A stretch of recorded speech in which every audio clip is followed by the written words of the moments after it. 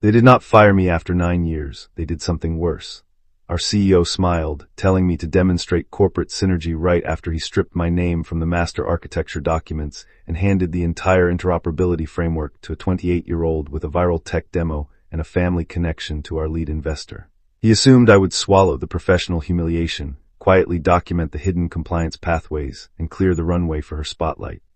He had no idea that Oak Ridge Health Network's regulatory standing was entirely dependent on my undocumented exception logic, and that the moment I walked away, the system would fracture along the fault lines I had spent nearly a decade quietly reinforcing. My name is Dr. Linnea Hayes. I am 42 years old, and for the last 9 years I have been the invisible nervous system of Oak Ridge in Boston. My official title is Chief Data Integration Architect. In healthcare technology, that means I stitch together the fractured digital anatomy of hospitals, insurance clearinghouses, and telehealth platforms that were never designed to speak to one another. When patient records vanish across legacy mainframes, when consent layers collide with HIPAA requirements, or when a regional system attempts to migrate millions of clinical encounters without triggering a federal audit cascade, I build the cryptographic bridges and compliance handshakes that keep the company from drowning in penalties. It is exhausting, deeply technical, and entirely unglamorous work. It is meant to be invisible, precise, and legally airtight.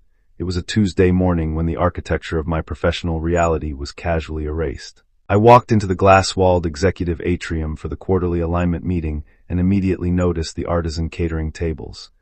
At Oak Ridge, premium breakfast spreads were never a gesture of gratitude. They were calculated psychological buffers. Whenever CEO Marcus Thorne authorized them, it meant he was about to announce a strategic pivot that the engineering division would despise. He was attempting to purchase our quiet compliance with overpriced carbohydrates. Marcus strode in 3 minutes late, his tailored suit projecting the polished confidence that venture capitalists routinely mistake for operational competence. Walking half a step behind him was Chloe Vance. She was 28, had been with the company for 6 weeks, and held the newly invented title of Director of Health Tech Innovation. She was also the niece of the managing partner at Crestline Capital, the firm that had rescued Oak Ridge from a liquidity crisis. Chloe had a curated LinkedIn presence, flashy prototype dashboards, and zero practical understanding of how legacy HL7 messages actually route through hospital information systems. The room quieted, the primary projection screen flickered to life. The title slide read, Project Synapse. My posture did not shift. Synapse was my architecture. For 9 months, I had mapped out the intricate data exchange protocols designed to synchronize electronic health records across 53 disparate hospital networks, enforce granular consent parameters, and optimize telehealth routing ahead of the CMS mandate. I had written every FHIR mapping schema. I had untangled deprecated routing rules left by contractors. I had personally negotiated the cryptographic handshakes with our primary EHR partners. Marcus took center stage.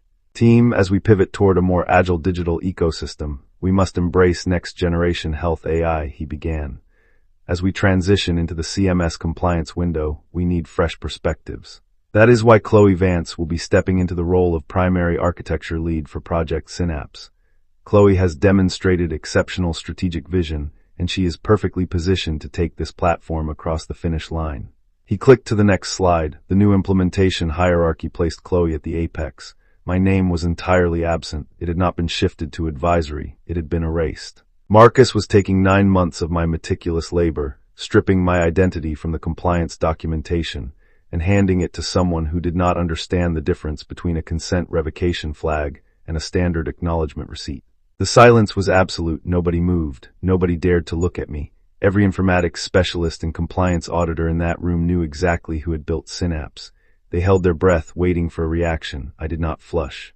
I did not stand. I raised my hands and began to clap, slowly, methodically. It was polite enough to never be called disruptive, but cold enough that anyone with regulatory training understood the message. Something foundational had just fractured. A few scattered claps joined mine. Marcus hurried through the remaining slides. When the meeting ended, the atrium emptied faster than a clinic before a state inspection. I gathered my encrypted tablet and walked back to my workspace. My breathing was steady. I had barely seated myself when the scent of sandalwood announced Marcus's approach. He leaned against my glass partition. Excellent presence today, Linnea. Listen, I know Synapse was your focus, but we have to align with investor optics. I expect you to work closely with Chloe during the transition. Walk her through the compliance handoffs. I really need you to demonstrate institutional alignment here. Acting as a mentor will reflect favorably on your metrics. He was asking me to train my replacement. He believed I was tethered by 9 years of corporate loyalty and the paralyzing assumption that starting over at 42 was impossible. I understand the parameters, I replied, voice flat. I will execute the transition as outlined. He smiled, tapped my partition twice, and walked away. He had no idea what he had just authorized. He did not know that for 9 years, the only thing keeping Oak Ridge compliant was my clinical data architecture. It was the framework of undocumented exceptions, custom cryptographic handshakes, and the trust of our largest hospital networks, and it was preparing to exit through the secure turnstiles. I turned back to my monitors. I did not draft a grievance. I reached into my locked filing cabinet, entered the dual authentication code, and pulled out a thick archival folder. I had started compiling it months ago, when Marcus first excluded me from high-level CMS strategy sessions.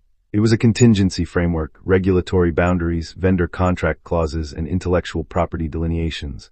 I called it the compliance kill switch. They had just crossed the final line. I placed the folder on my desk. The knot of professional indignation uncoiled into crystalline focus. I would not beg for credit. I would simply stop being the invisible load-bearing layer holding up their structurally unsound pipeline. The countdown had begun. 9 years ago, when Oak Ridge was a compliance-heavy startup desperate to stop catastrophic HIPAA exposure, I held all the leverage. During my hiring negotiations, I embedded an IP clause deep in my employment agreement. Any clinical data mapping frameworks or proprietary audit trail libraries I developed remained my exclusive property unless the board passed a formal transfer resolution before my departure. They signed without reading it. Years later, when I drafted the master data sharing agreement for our anchor client, St. Jude Regional Medical Network, I forced a strict continuity clause into the document. Any change in senior interoperability leadership required formal written approval from St. Jude's legal and audit teams. I legally bolted my technical presence to their 22% revenue stream. 2 days after the meeting, Chloe appeared at my workspace clutching the St. Jude contract. "Hey, Linnea," she said, breezy. "I need to spin up the live demo environment by Friday. Waiting for their compliance team to sign off on a leadership transfer is going to bottleneck the schedule. These steps are just administrative formalities, right? We can bypass them for the investor showcase." I looked at her marginal notes. Next to the cryptographic consent clause, she'd written streamline. Next to the audit trail failover, a circle with a line through it. The continuity clause is not a suggestion, Chloe. It is a legally binding compliance requirement. St. Jude requires cryptographic verification that the architect overseeing their routing is authorized. You cannot bypass it. She sighed. That's just outdated bureaucracy. Marcus said we need to move fast. I'll have him send an executive email to override it. She snatched the packet and left. That afternoon, Marcus summoned me to his office. "I know the transition feels heavy," he said, leaning back. "But Chloe is exceptionally bright. Sometimes the most valuable role a veteran architect can play is to quietly enable new leadership." I simply nodded. What he didn't know was that I had already filed incorporation documents for my independent advisory firm. I was no longer a displaced employee. I was a fully operational compliance entity. I let 1 week pass. I archived my personal files, wiped my clinical footprint from internal servers, and organized my workspace into a sterile configuration. On Tuesday at 2 p.m., I walked into Marcus's office and placed a white envelope on his keyboard. "That is my formal 2-week notice," I said. "My final day will be 14 days from today." He laughed. "Are you reacting emotionally? This is exactly why we needed a modernized perspective. You're interpreting a strategic transition as a personal grievance." I leaned forward. "I am reacting with the exact clarity of a healthcare compliance architect who just watched her regulatory framework being mismanaged by someone who does not understand federal audit parameters. You wanted a transition. You have 14 days." I walked out. I opened my secured draft directory and highlighted 3 encrypted emails addressed to the Chief Compliance Officer at St. Jude, the Data Security Director at MediCore Systems, and the Network Administrator at VitaPath Networks. The subject line was identical: formal notification of clinical continuity leadership transfer. I clicked send. The final 2 weeks were a master class in precise compliance adherence. I attended every handover meeting. I handed over every mandatory document. I organized the drives into immaculate directories and wrote polite, technically accurate notes detailing surface-level functions. But I did not document the unwritten consent routing exceptions. I did not explain the historical regulatory context behind the cryptographic handshakes. When Chloe asked why a FHIR mapping bypassed a legacy database on weekends, I pointed to the manual and told her the logic was documented. I did not tell her the manual was useless when vendor API tokens expired mid-transfer, a scenario only my undocumented failsafe could catch. I packed my terminal, returned my badge, and walked out into the autumn air. My only obligation now was to wait.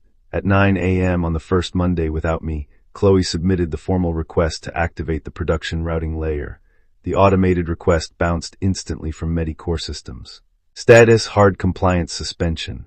The vendor protocols rigidly enforced the continuity parameter I had warned them about. Because St. Jude had not approved a new leadership profile, they refused to open the clinical pipeline. Down on the informatics floor, the lead developer rerouted the deployment into an extended sandbox to simulate live load. That was their first fatal mistake. As soon as they bypassed the live regulatory gateway, internal consent mapping drifted. Without my exception libraries filtering incoming data, the system began misinterpreting routing codes. A revoked telehealth consent was categorized as active sharing. A pending psychiatric record requiring redaction was routed to a general practitioner queue. VitaPath Network's security protocols locked the audit trail network when Chloe tried to force an update. They refused to issue a new encryption key without a countersigned continuity document. By Tuesday afternoon, the financial reality surfaced. The CFO ran the penalty analysis of a delayed rollout. A 14-day delay would consume 80% of the quarter's projected profit margin.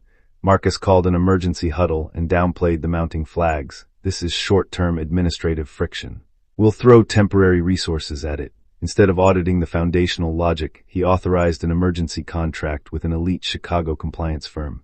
They arrived charging thousands per hour. By day 3, they slammed into a regulatory brick wall. They traced the consent mapping drift to a convoluted chain of logic exceptions buried in the routing protocols. It was undocumented.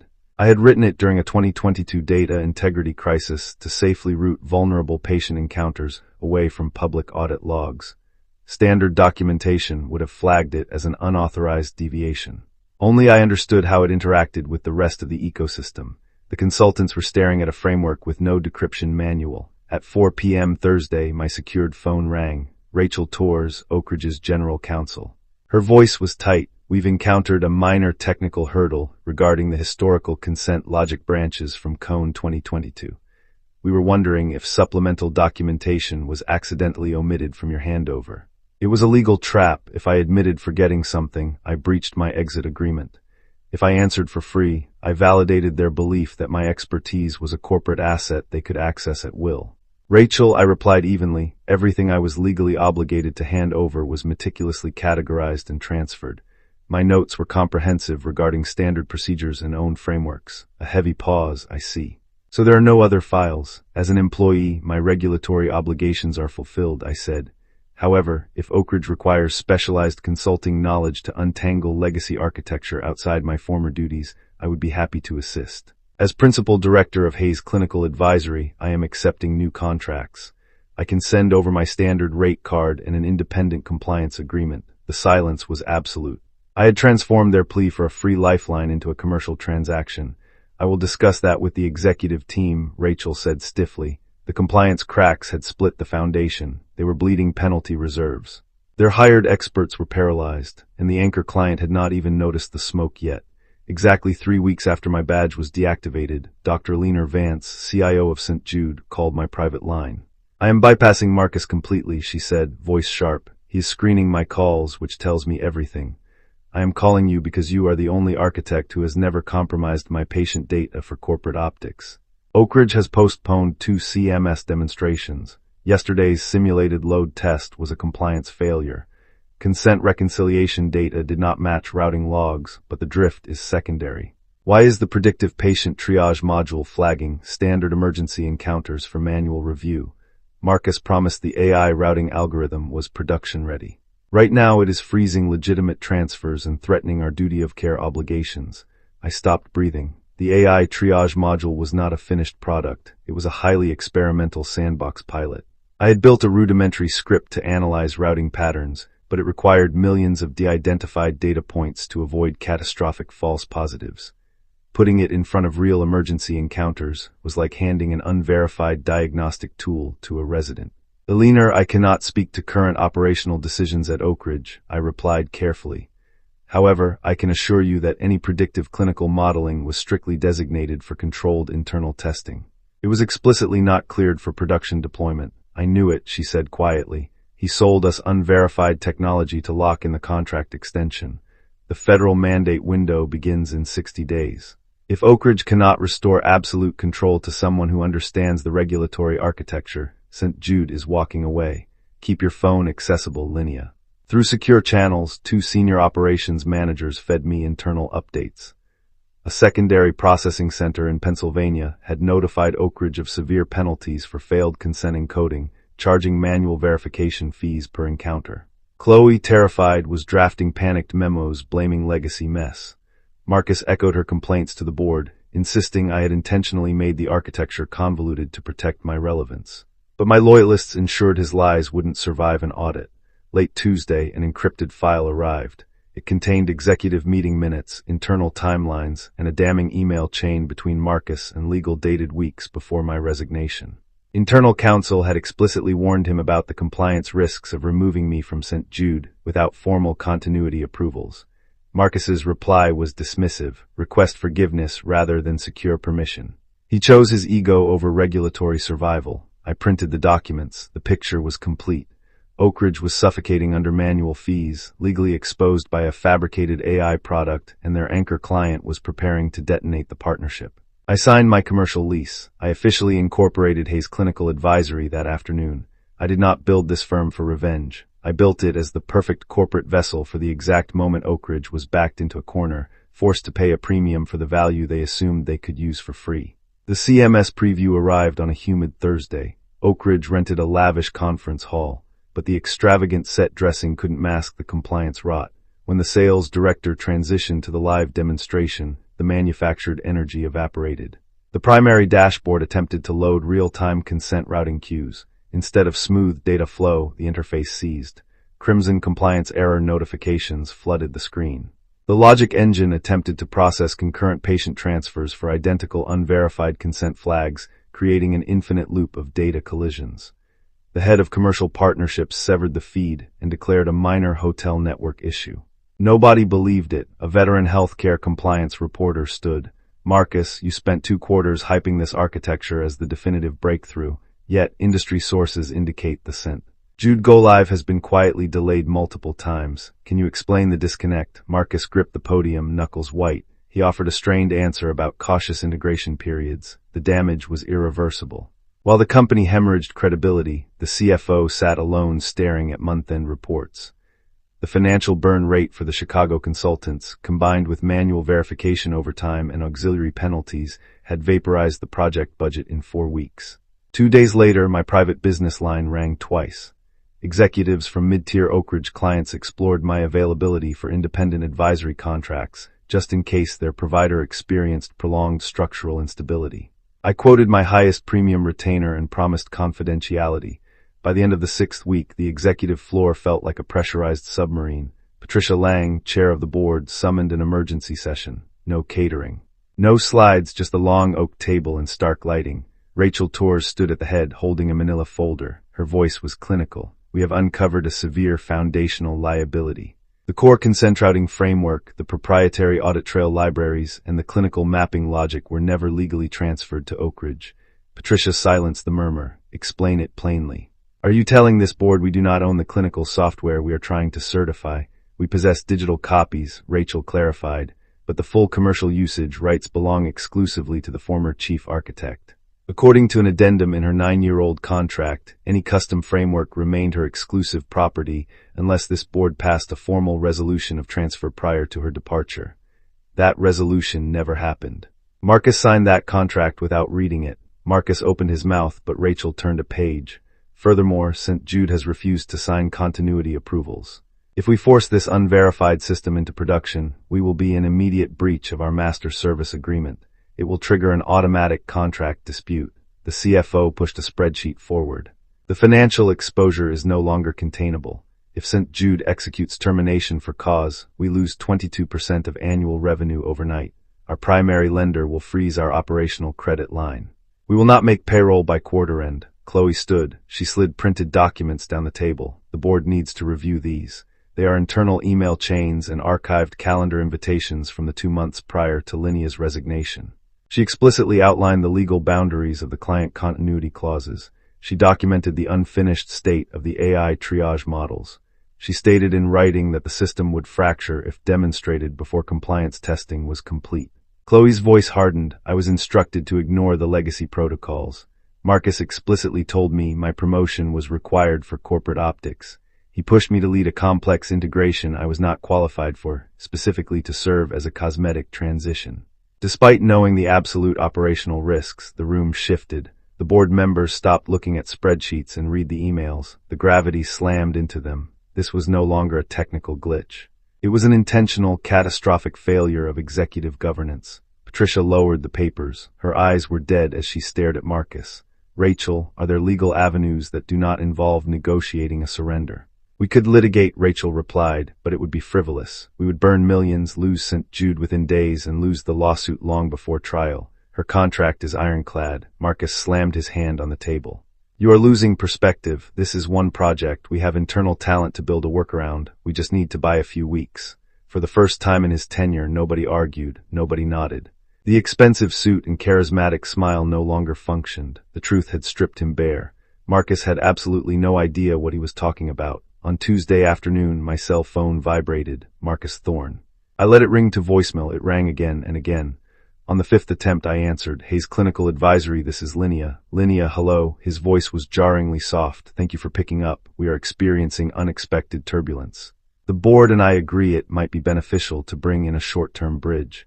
I was hoping you might offer limited advisory hours to help Chloe stabilize the legacy connections. I am available to accept new clients, I replied smoothly. I can send over my emergency remediation contract. However, given the extreme structural risks, my terms are non-negotiable. I require a fixed monthly retainer. Exactly 2.5 times my final annual compensation at Oak Ridge, prorated for a minimum 6-month engagement. Additionally, Oak Ridge will pay a separate 6-figure licensing fee for continued commercial use of my proprietary compliance libraries. I heard a sharp intake of breath. Furthermore, I require absolute veto power over the operational roadmap for Project Synapse until stabilized. A strict mutual non-disparagement clause. Unrestricted direct communication with key enterprise clients, and a formal board letter recognizing me as the sole original architect. The licensing fee and first 3 months of retainer must be paid via wire transfer before I look at a single line of code. That is outrageous, he hissed. You are holding this company hostage. You are fundamentally misunderstanding the transaction, I said, voice devoid of anger. You are not buying a few weeks of my time. You are buying 9 years of accumulated clinical compliance mastery that you arrogantly assumed you could replace with a slide deck and a 28-year-old intern. The price reflects the exact cost of saving your company from the disaster you engineered. You have the terms. Let me know what your board decides. I hung up. 2 hours later, my banking portal sent a notification. A massive 6-figure wire transfer from St. Jude Regional Medical Network. Alina had secured my independent services on standby, just in case Oak Ridge collapsed. They were placing their bets. The final reality check happened 2 weeks later at a healthcare technology conference in Boston. I sat in a private meeting room across from the COO of Northkey Medical Systems, one of Oak Ridge's most aggressive competitors. They wanted to use my compliance blueprint to scale their network and steal dissatisfied clients. I handed him a silver pen. He signed a multi-year advisory contract worth several $100,000. We shook hands. As I turned to leave, I saw Marcus standing in the corridor. He had a promotional Oak Ridge lanyard around his neck, looking thoroughly defeated. Standing directly next to him was one of his own senior board members. I watched the board member follow Marcus's gaze. I saw the exact moment the older man recognized me, then recognized the competitor I was doing business with. The board member's expression hardened into pure fury. For the first time, Marcus understood his fatal miscalculation. As long as I sat in a terminal inside his building, he viewed me as a depreciating expense. Standing in the open market, the illusion shattered. I was a highly coveted, fiercely contested clinical asset. With fewer than 10 days before the mandatory interoperability freezes, Oak Ridge found itself backed against a wall. Marcus chose the third option. A grandiose live showcase to prove Synapse was robust. He invited St. Jude, banking partners, investors, and prospective clients. Behind closed doors, the board was paralyzed by the ticking clock. While Marcus rehearsed, his technical team took a terrifying risk. They isolated an old, fragmented digital copy of my proprietary compliance library from a backup server and grafted it into the live demonstration environment, hoping it would act as a temporary tourniquet. Rachel caught wind of it the night before. "You are actively directing this company into intellectual property theft," she told him, voice trembling. "Using an unlicensed copy to deceive stakeholders crosses from gross negligence into actionable fraud." Marcus dismissed her. He believed successful revenue would wash away legal sins. Chloe, hollowed out by guilt, reached her breaking point. Late Thursday, she opened her encrypted folder, found a messaging thread where the lead developer warned Marcus the bootlegged code would generate falsified compliance data, and took a screenshot of Marcus's reply. "Ignore data integrity. Ensure the dashboard looks beautiful." She emailed the evidence directly to Rachel and Patricia Lang. She was no longer preparing a parachute. She was handing the executioners their weapon. The morning of the showcase arrived with suffocating tension. The senior risk assessment officer from Oak Ridge's primary bank sat rigid in the second row, leather notebook closed. 10 minutes later, Linnea Vance walked through the doors with 3 compliance lawyers. She ignored Marcus's handshake. She was there to serve as judge, jury, and executioner. 5 minutes before the presentation, I walked into the auditorium. Around my neck hung a laminated guest pass issued by St. Jude's legal counsel. Linnea had requested my presence as an independent expert consultant. I took a seat in the shadows, hands folded. I had not come to gloat. I had come to witness the exact moment reality shattered their illusion. The lights dimmed. Marcus launched into a rehearsed monologue about exponential growth and dynamic leadership. Chloe was absent. An invisible project lead on launch day was a blaring fire alarm to seasoned veterans. The massive screens switched to the operational interface. For 4 minutes, the illusion held. Standard records transferred. Basic syncs approved. Marcus beamed. Then, the engineers transitioned to complex compliance matrices. The moment the bootlegged library attempted to process the heavy data load, the architecture buckled. Duplicate consent flags generated spontaneously. A single patient transfer registered in 3 regional databases simultaneously. The automated audit trail module violently skewed projected liabilities. The executive dashboard flashed green while the raw logs screamed red. "Stop the presentation immediately." The demand came from St. Jude's senior compliance representative. He stood, pointing at the screens. "That data is entirely corrupted. You are generating false clinical liabilities and phantom consent records. This system is fundamentally unsafe." The engineering director froze. Marcus's smile shattered. Before he could spin another lie, Rachel Torres stood. "I must formally inform this assembly that the technical demonstration is operating outside our legal compliance parameters. Oak Ridge does not possess valid continuity approval from our anchor client. Furthermore, we do not hold full commercial usage rights to the core clinical framework. The foundational intellectual property belongs exclusively to a third party." The auditorium plunged into dead silence. A general counsel breaking rank to publicly declare her company in violation was the ultimate corporate execution. Linnea Vance stood. "Based on the catastrophic technical failure and the admission of severe legal noncompliance from your own counsel, St. Jude is officially freezing all deployment activities with Oak Ridge, effective immediately. We are formally initiating emergency stabilization negotiations with Hayes Clinical Advisory. We will pursue all available legal remedies regarding this breach." The bank representative slowly closed his notebook and stood. "In light of the anchor client freezing their contract and the severe legal risks disclosed, our institution will immediately review Oak Ridge's extended credit facility. We will place a temporary hold on all capital withdrawals." The temperature seemed to drop 20 degrees. Marcus stood frozen, knuckles white against the podium. He was looking at his professional funeral. That night, Patricia Lang convened a closed-door emergency board session. Within an hour, they unanimously suspended Marcus's executive authority, stripping his title and access. They launched a massive internal investigation, citing gross misrepresentation, willful disregard of documented warnings, and reckless displacement of core talent. Early the next morning, my secure inbox chimed. An official notice from the Oak Ridge board formally acknowledged me as the sole original architect of Project Synapse. Enclosed was a fully executed copy of my emergency consulting agreement, accepting every non-negotiable term, including the upfront licensing fee. I agreed to accept the short-term transition package. I did not do it to return as a loyal employee. I did not do it to salvage Marcus's reputation. I signed the contract to ensure the clients I had spent 9 years protecting were not dragged into the abyss by the blinding arrogance of a failed executive team. In the aftermath, Oak Ridge was forced to scale back projections, sell off a secondary clinical division at a massive loss, and become a fraction of its former self. Meanwhile, my independent firm rapidly expanded. I took on elite enterprise clients who had stood in that auditorium and witnessed exactly who was truly keeping the clinical gears turning. My ultimate retaliation was never about burning the company to the ground. True power does not require screaming or sabotage. My greatest revenge was simply stepping out of the shadows, taking the absolute truth with me, and allowing the hollow structure they had so arrogantly built to collapse entirely under the harsh light of day.